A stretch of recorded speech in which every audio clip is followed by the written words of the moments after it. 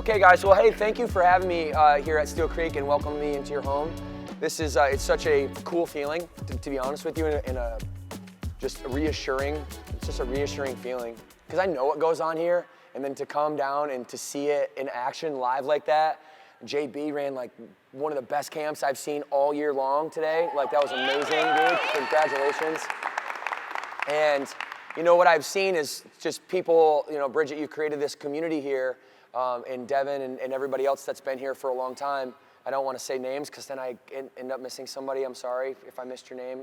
But I know that there's a group of people here that provide an environment to where people that I saw 2-3 years ago 2018 when I came here, so 4 years ago. I think it was 18, wasn't it? 2018. There was like so many familiar faces that I've seen. And the journey that you guys have been on together as a community is incredible. And I know that there's magic in these four walls.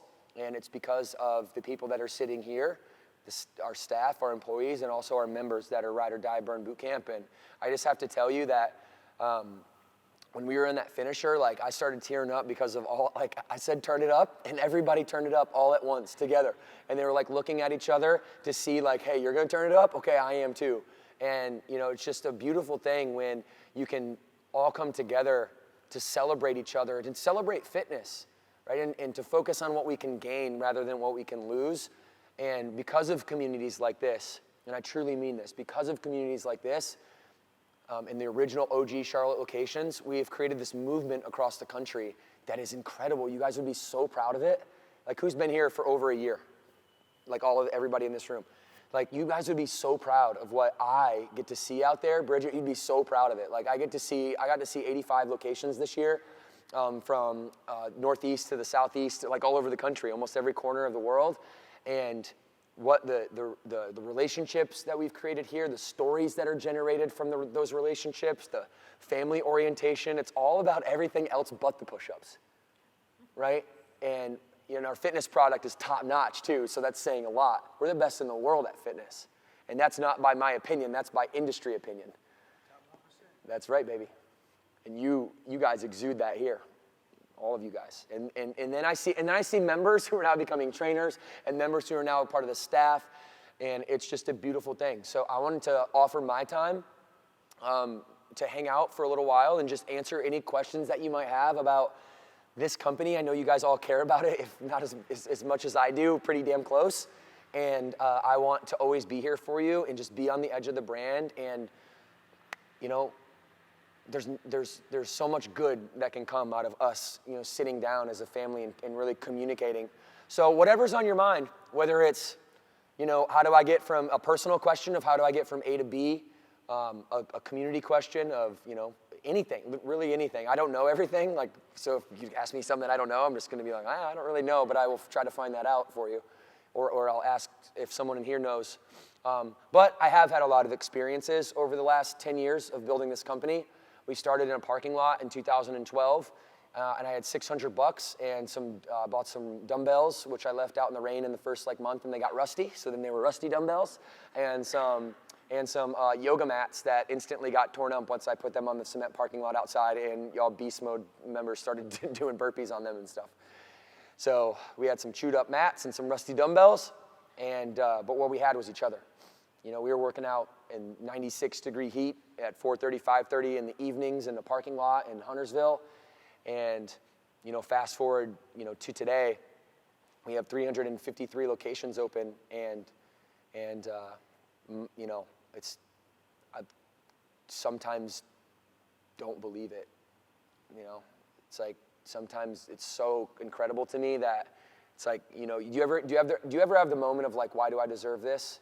I know we all kind of have that every once in a while. Like, why do I deserve this? Like, well, it's just the plan, you know. It's just the plan, and you know, we're planned to sit in this room together today, and so I would love to transfer any of that experience that I've had to you and help you out, whether you want to chase your dreams in your career, your job, or your health, or whatever it is. You know, I like to talk to people who are A, on fire and ready for the next level, or B, at rock bottom and have no other choice but to go forward. Usually people in the middle don't really like me that much because I put a lot of pressure on them, to either like shit or get off the pot, excuse my language, but like we're not here to be mediocre, are we? Right? We're not here to be average. We're here to be excellent. We're here to be awesome. We get one life. I'm a baseball guy. We get one swing. We get one at bat. And I'm going to swing for the fences while I'm here, and I hope that I can transfer a little bit of that mentality to you today and have a great conversation. So with that being said, does anybody have anything on their mind? I could go for hours, but this is supposed to be a Q&A, so please raise your hand, ask any questions that you may have, and get it started. Leaders are curious. That's one rule. Leaders are curious. What's that? Yeah, you got it. Anybody? Okay. Rock, paper, scissors. So why do you do this? Why do I do this?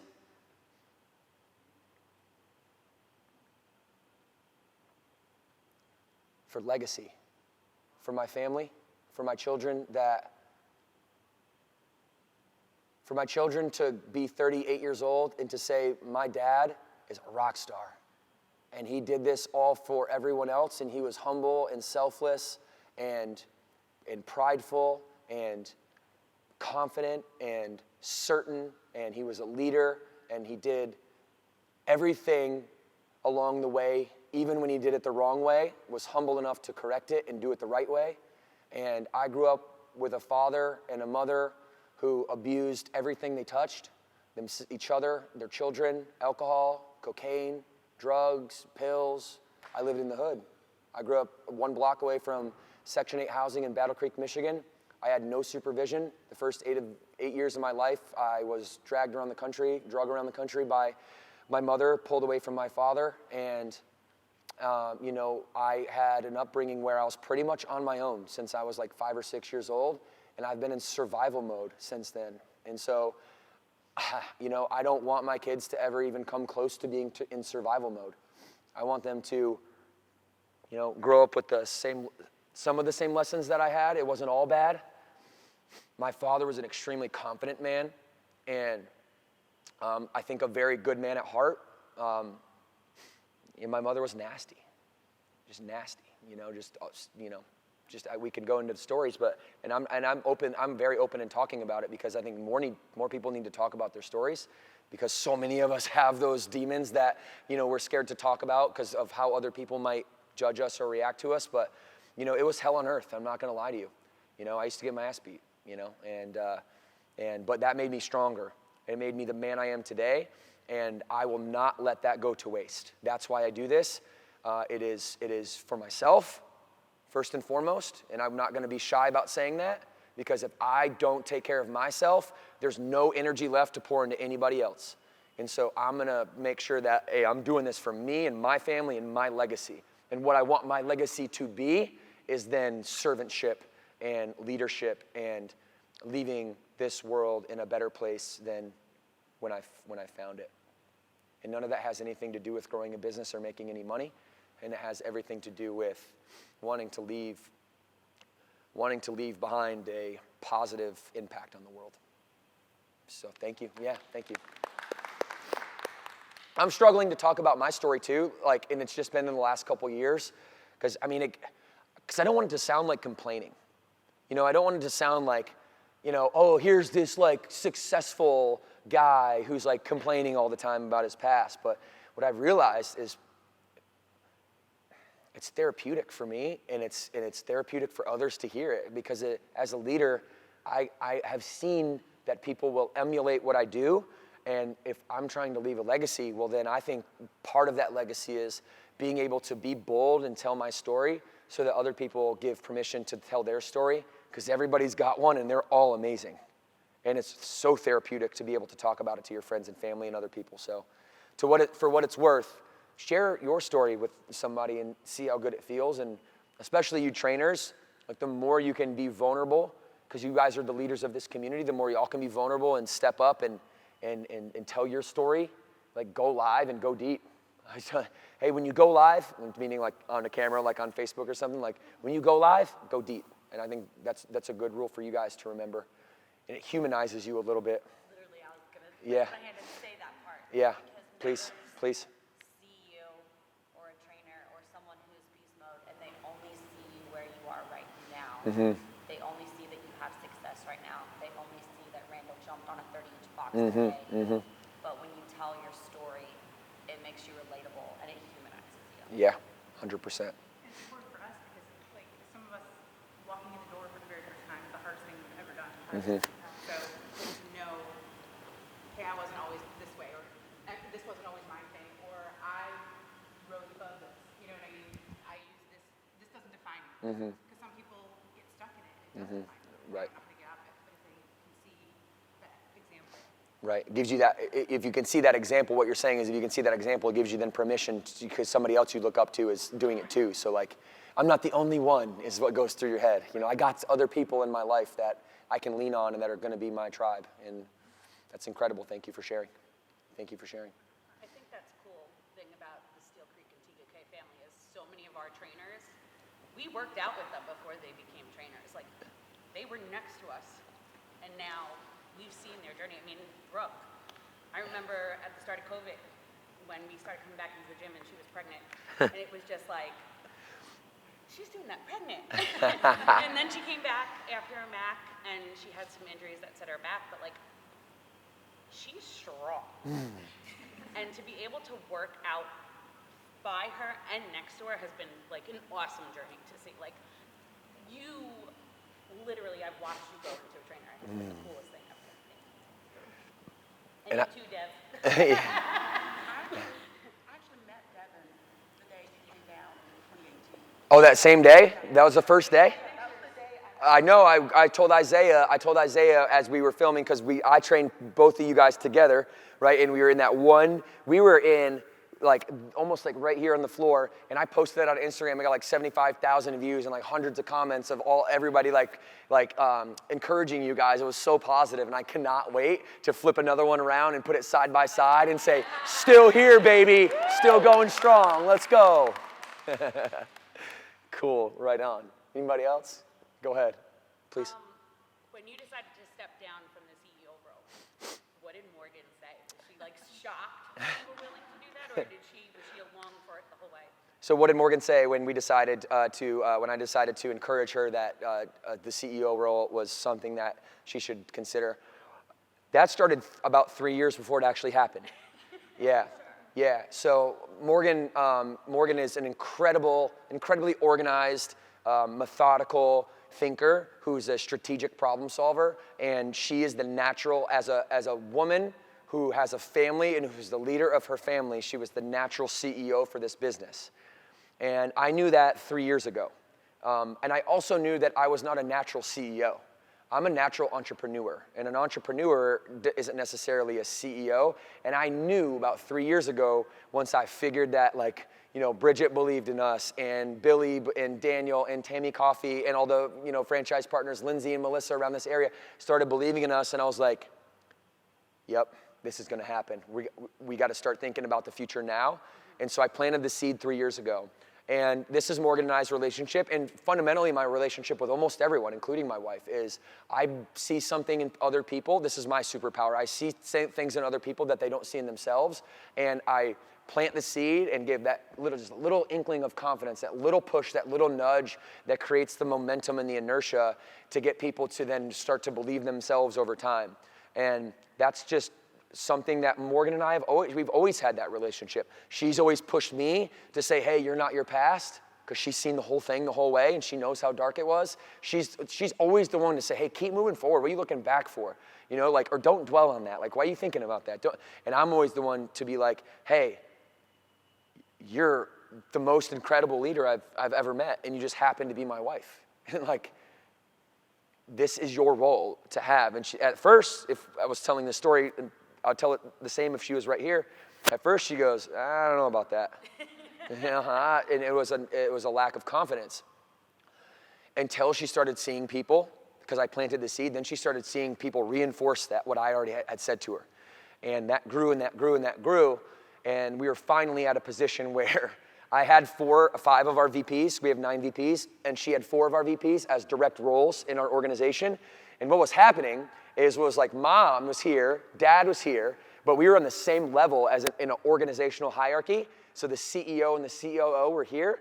Well, when you have your leadership table split, what happens is we have our one-on-one meetings with those people, and we cascade messages down into the organization. We have 6 layers at HQ, and then the franchise partner layer, and then they have up to 5 layers at some gyms. So there's 11 layers that we need to cascade messages down through, and it all starts at that one leadership table. And our system was getting confused because Morgan and I were being confusing.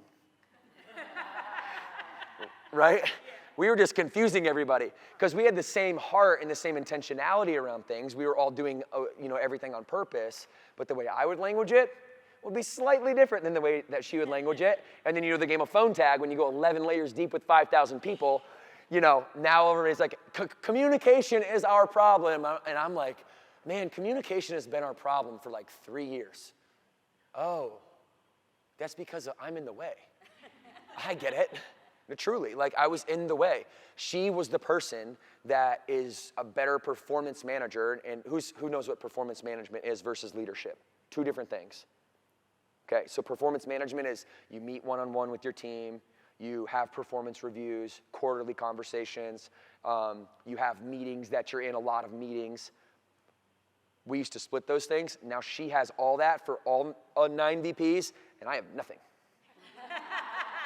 So she's got the really hard job, and we call that the CEO integrator. So now she's the sole person and she's the tiebreaker. She's the boss. She gets to make all of the important decisions, and I get to come up with all of the vision. So I'm living out front, back like I was in 2012 in the parking lot when there was no brand, right? And now my goal is to create national brand awareness to where you can go to any community in any neighborhood in the entire country and you say Burn Boot Camp, and they're like, yeah, duh. Right now we're like regional, we're hyper local. So in this community, there's nobody that doesn't know about Burn, right? In Charlotte, in regional, we're there regionally from the whole Southeast pretty much. But if you go to California, and not that way, not yet. So I'm up and out doing those things, and Morgan is down and in as the CEO. And the visionary basically is culture, strategic, complex problem solving, strategizing with all those 9 VPs as well, and also setting vision for the organization and staying on the edge of the brand. So being out into the field and doing things like this. Thank you for that question. You seem happier. Oh my God. Like since that change, I've noticed that you seem to be much happier. I'm so thankful that you noticed that, and I appreciate you telling me because I'm so much happier. And so is she. There's a level of stress for both of us in the transition because of the uncertainty that's there, but that's starting to settle now that we're 90 days and 120 days into it. And she's made some incredible moves that have been all autonomous and on her, and not really running things by me, but telling me things. And so, yeah, I feel very much congruent right now with the content that we're creating for the system, the place I have in the organization, and I'm just gonna keep doing this. I love this. I love this. And I hope you love what you do too. I know all of you aren't employed here. If you don't love what you do, run fast. Because like we said, we get one swing at it, and there's an opportunity for you somewhere to do something that sets you on fire, that you love, that you don't have the Sunday scaries, you don't wake up on Sunday oh shit, I gotta go to work tomorrow. But you wake up on Sunday I get to go to work tomorrow. And when you're fired up for Mondays and you're a little bit disappointed when it's Friday, because everybody else slows down when you want to speed up a little bit, in some sense, right? I'm excited it's Friday. I get to go to the mountains with my kids this weekend, right? But I'm a little bit disappointed also that I got 3 major emails that I need to get out this weekend, and those people aren't going to respond to me. And I need them to respond to me now. I got things to do, right? So stay hungry for Mondays. I think that's a pretty good rule for life in general. Great question. Thank you so much. Hopefully that was a good answer. It was. Okay. What else, guys? Gals? Trainers? VAs? FP? Y'all started competing right away. You guys are hands up, 3 in a row over here. Who didn't go? Go ahead, JB. Nothing? Go ahead, Sophie. I just want to ask, what's your purpose for, what's the reason behind the purpose? Why you saving purpose? Oh, that's a great question. I haven't been asked that in a while. So what is the reason behind focus meetings, Sophie asked. And this stems back to the parking lot days. So in the parking lot, there used to be this busted old basketball hoop with I remember it because it was like, why don't you get rid of this basketball hoop? Nobody plays on it. It's busted. There's like holes in the glass. And it used to sit right next to a picnic table outside in the parking lot. And also there's a red anthill right there we were always a little scared about. And so the kids would come out sometimes for focus meetings. I'm like playing in the anthill a few times and they're gonna, yeah. So anyways, that's beside the point. But this was the setting that I was in, right? I'm trying to paint that picture. So we're outside. I have no idea what I'm doing. Like no idea. I just had come up with this idea of focus meetings to say, I'd rather know what people's vision is for themselves rather than what their weight is. And so if you go to any gym in the country, and I worked at Lifestyle Family Fitness, and they're not a bad company, but I thought their personal training, consultation ideology was fundamentally the reason why fitness in America was broken. Because the front lines, when you sit down to go one-on-one with a trainer, and the first thing they say is, hey, sit down, lift your shirt up, show me your belly button, blah, blah, blah. Let me put my tape measurement on you and let me judge you based on your biometrics. I started off that way because I thought that's what everybody was supposed to do until because I'm a very intuitive person, until I started seeing people look at me like I was like crazy when I asked them to do that. Like, no, I don't really want to do that, but they would do it because I was asking them to, and it was a really uncomfortable situation. And so I kind of just stopped doing that because I didn't feel congruent with it. And then some period of time, like 2012 or early 2013, I just started asking people like, what is your vision for your life? That's kind of how it started. And what I found was that they would just tell me for 14 minutes straight what their vision for their life was. And then they would visibly have weight lifted off their shoulders. They would visibly peak their eyebrows and smile and be so encouraged when they'd walk away because no one has ever asked them before, nobody, what their vision for their life is. Like, what a simple question to ask. To me, that's a form of encouragement. To encourage somebody to share with me what you always constantly think about all the time, and you never have anybody to ask you that, man, that should really eat you up inside if you're constantly thinking about what you want out of your life except for nobody that you love actually encourages you to tell them. Because when you do tell them, what traditionally happens? What traditionally happens when you share your dreams and get vulnerable with the people in your life that you love, especially the people in your life that you love? Generically, not everybody. You get shut down out of love.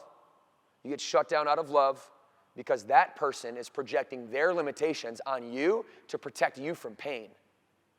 Because they think if they did that, they would fail and that would equal pain. And they will do anything in their life. They've dedicated their life to making sure that you don't feel pain. And that manifests its way in a very negative way sometimes, especially in close-knit families. And that is a problem. And that is the reason why I started asking people what their vision was, because when I asked, they just dumped it on me. And then at 14 minutes, I'd be like, thank you for telling me. Let's get your next focus meeting. And we'd book it right there and we'd go on their way. I didn't have to solve their problems. The problem was that nobody asked a question to them that they are the right question. And the right questions are the answers. You follow that? Asking the right questions are the answers.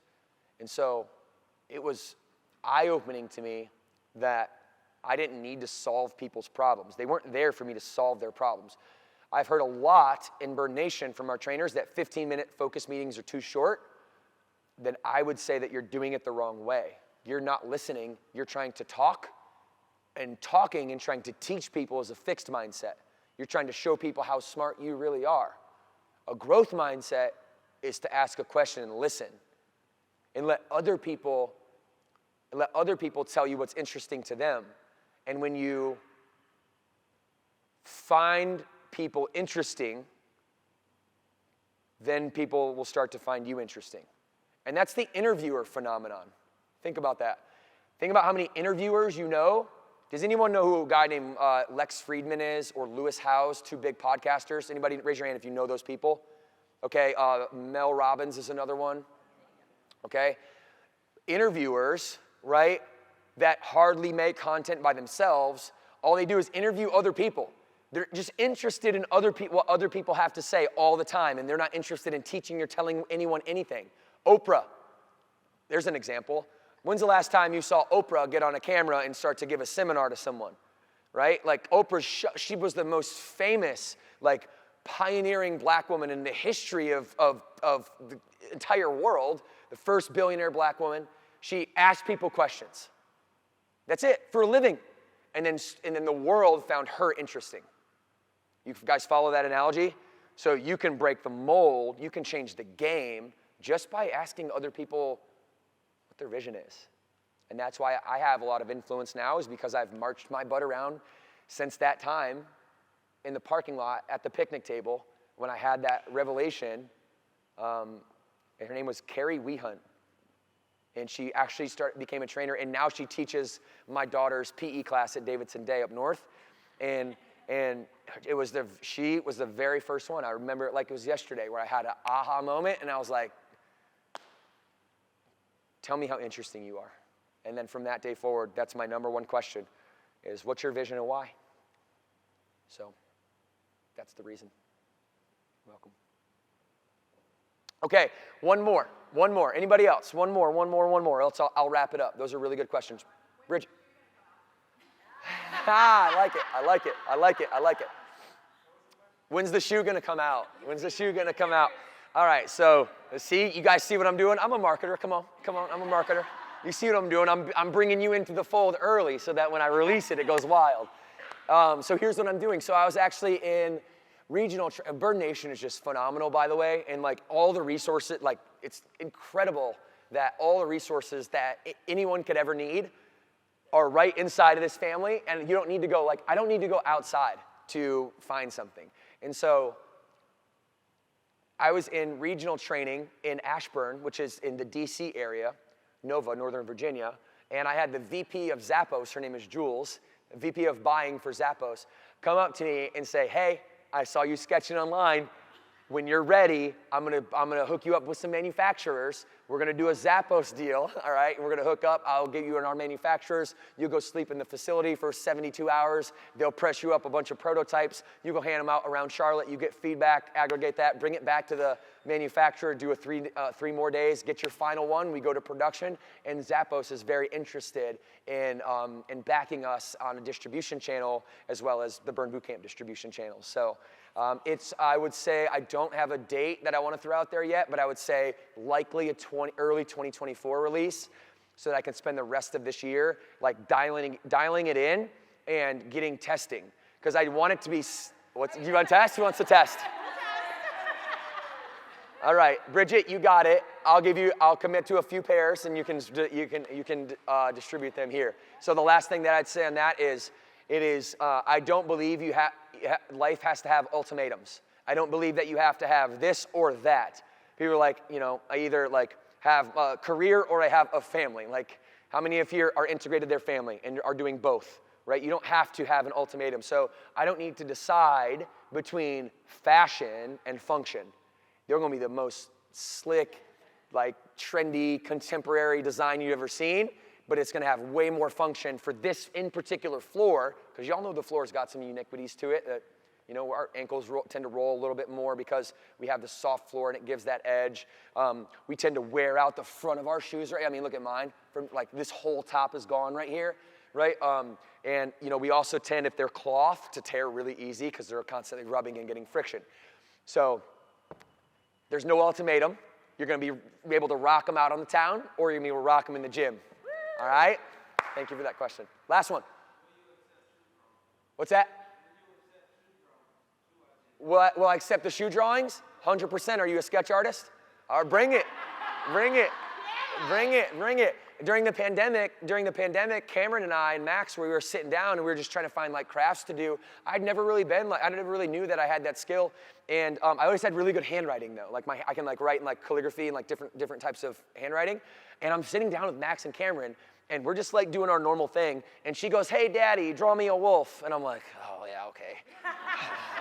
Like, all right, baby girl, like here goes nothing. And so I'd like started drawing, and like, I spent like 30 minutes on a pretty simple drawing, and I got done with it, and I'm like, "Here's your wolf." Like, how's that look? And she goes, "Wow, Daddy." It's like, and she like lit up, and she goes, "Wow, Daddy." She was like surprised, and I'm like, "Thanks, baby." Like, thank you, I appreciate that. And ever since then, I was like, hey, I guess if I can have good handwriting, all a drawing is or a sketch is just like a bunch of little lines put together. And so I can't draw a lot from just an idea, but if I look at something and then I can use that as inspiration, that's where I'm at. So I am going to start designing some trainer gear too for all of us trainers, like some real like cool, slick, contemporary trainer gear, tacticals type stuff, you know, that looks super cool and got some cool zippers in nice places, you know, for like our phones or our mics or our things, like design, you know, because like how many times are us trainers, we're trying to find pockets and set stuff down and, you know, hey, these might need like just a better pocket on the side for some, you know, if us dudes wear the man tights, you know what I mean? Like me. I'd like to be able to Control the volume, yeah. There we go. So I'll take all your technical designs. Thank you guys very much. This has been awesome. Yeah, thank you very much. Thank you for having me here. And again, from the bottom of my heart, like, I just love you guys. I really do. And I love you like family. You're the family I never had. And thank you for showing me what your family looks like. Two claps on two. 1, 2.